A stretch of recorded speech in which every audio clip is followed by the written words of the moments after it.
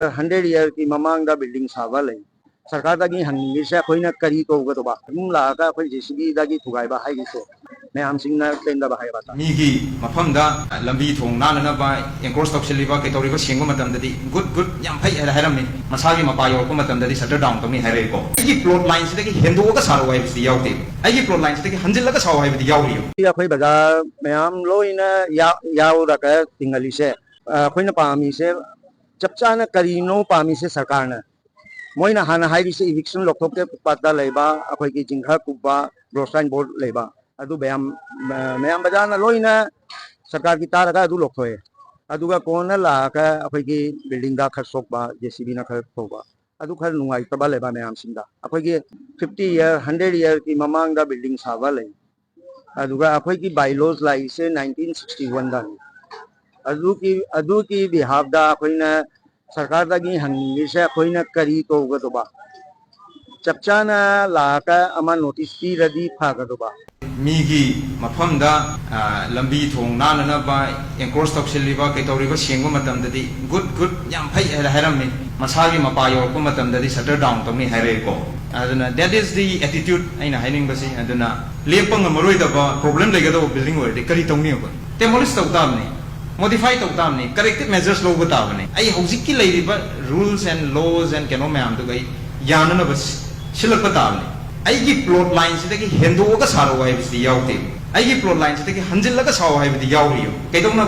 public satpa matam da mayam gi satpa matam da problem leitana ba चपचाना लाका अमा notice पीरदी फागदोबा अदुम लाका अखोइ जेसीबी दागी थुगाइबा हाइगिसे अदुदी खर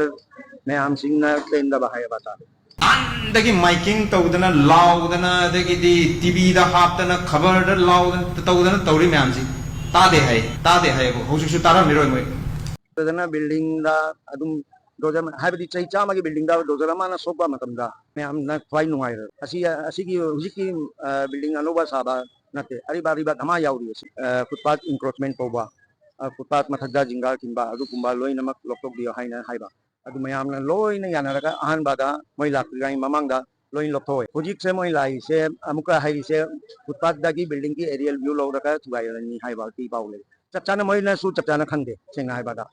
अखोइना सु खंदे मोइना सु खंदे बाजार मयाम दागी खंगनबा अमा दरकार लई पामी से करीनी अदु एदी मयामने यावरगा मसा मसा की मोइदा हाइरका असी भाव नाकी हेले असी भाव चावरे अदु एदी थुगाइबाना लाइरनी नतदी असी बाजार से पूरा थुगाइबा तारेने नाला की साइज ना का मतुंदा अफब थबक हानगी लेजरम थबक मसी सेमटोक्सी हाइरकांदा अखोइसु खितंग नुंगाइ तबनी सादा बट अदु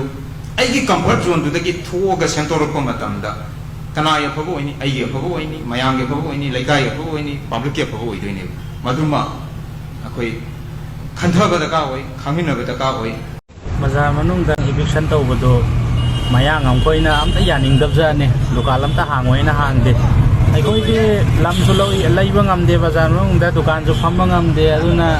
नोंग फादो कारकपा कांदा सागन सयादा थेंगेबा खेला चले अदुना अखोइजे तौरोइसिदा वाइरो यांखाइरोइसिदा लैरे